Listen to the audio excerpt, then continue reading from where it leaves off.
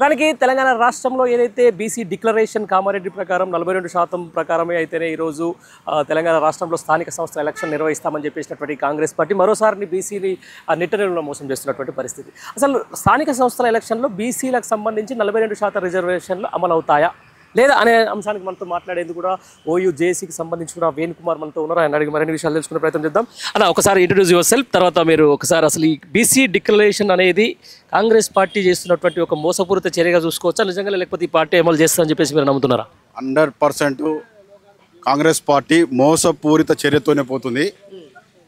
ఈరోజు రేవంత్ రెడ్డి గారు ఆవు తొడేలు కథలాగా వ్యవహరిస్తున్నాడు. ముఖంలో ఆవు చూపిస్తున్నాడు, లోపల తొడేలుగా వ్యవహరిస్తున్నాడు. ఇంకొక మాట చెప్తున్నా, ఆయన నల్లమల్ల పులి అంటాడు. ఆయన నల్లమల్ల పులి కాదు, నల్లమల్ల పులిగానే మిగిలిపోతాడు. ఎందుకు చెప్తున్నానంటే ఈ మాట, ఆనాడు తమిళనాడు ప్రభుత్వం జయలలిత గారు బీసీల పట్ల అగ్రకులమైన చిత్తశుద్ధితో తమిళనాడు ప్రజల కోరికలను తీసుకొని నెల రోజులు అక్కడ ఢిల్లీలో కూర్చొని తమిళనాడు ప్రజలకు 50 to 53% రిజర్వేషన్ తీసుకొచ్చింది కూర్చొని ఆ రోజు తమిళనాడు జయలలిత గారు. అట్లనే ఎన్టీ రామారావు కూడా పటేల్ పట్వారీ వ్యవస్థని రద్దు చేస్తా అంటేనే బీసీలు ఆ రోజు ప్రేమతో ఓట్లేసిరు.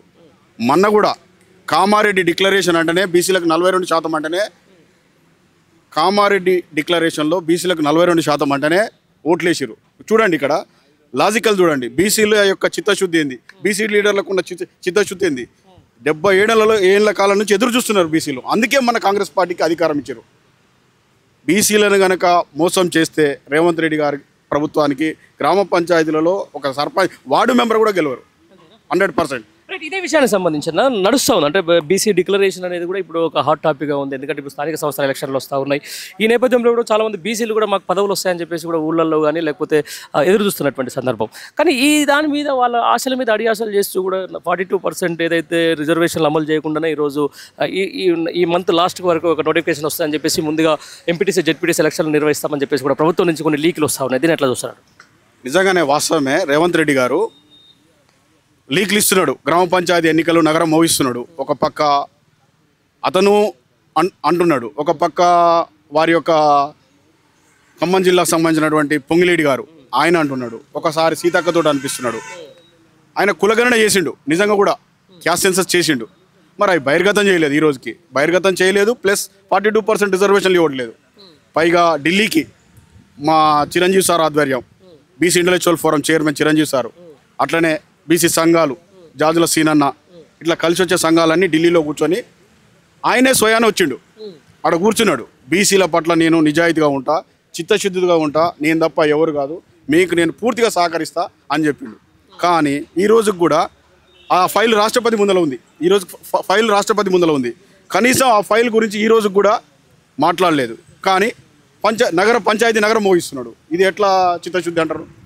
అందుకే నేను మొదలే చెప్పాను, నేను ఆవు తొడేలు కథ లాగా ఉన్నది రేవంత్ రెడ్డి గారి ప్రభుత్వం. రైట్, ఇదే విషయానికి సంబంధించి ఈరోజు అసలు బీసీ డిక్లరేషన్ అనేది ఏదో ఎలక్షన్ స్టంట్ మీద మనం చెప్పినాం, కానీ వాళ్ళ మధ్యలో వాళ్ళకి ఒక ఏమంటారు సమన్వయం పొసగదు. ఎవరికో ఒక లీడర్కి ఒక బీసీకి ఒక పదవి ఇచ్చేస్తే ఆయన మొత్తం బీసీ సంఘాలను మొత్తం కూడా స్తబ్దు చేస్తాడని చెప్పేసి కూడా ఈ ప్రభుత్వం నుంచి కూడా కొంతమంది అంటున్నారని చెప్పేసి ఒక వార్తలు మనకు వినిపిస్తూ ఉన్నాయి. నిజంగా సాధ్యమా బీసీల మధ్య ఈ సమన్వయం అనేది, లేకపోతే బీసీల మధ్య ఈ సంఘటితం ఏకమయ్యేది సాధ్యం అవుతుందా? నిజంగా 42% రిజర్వేషన్ల కోసం బీసీలు అందరూ ఏకమై కూడా కొట్లాడే ప్రయత్నం జరుగుతుందా?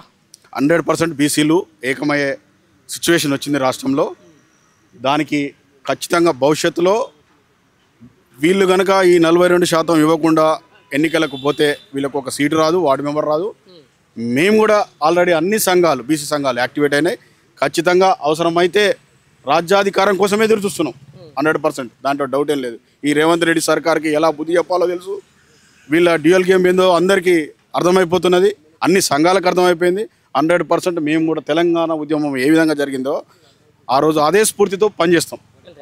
రైట్, మొత్తం ఫైనల్గా చెప్పనా, ఒకవేళ 42% రిజర్వేషన్ అమలు చేయకుంటే ఈరోజు స్థానిక సంస్థల ఎలక్షన్లో పోతే కాంగ్రెస్ పార్టీకి ఏ విధంగా బుద్ధి చెప్పబోతున్నాయి బీసీ సంఘాలు?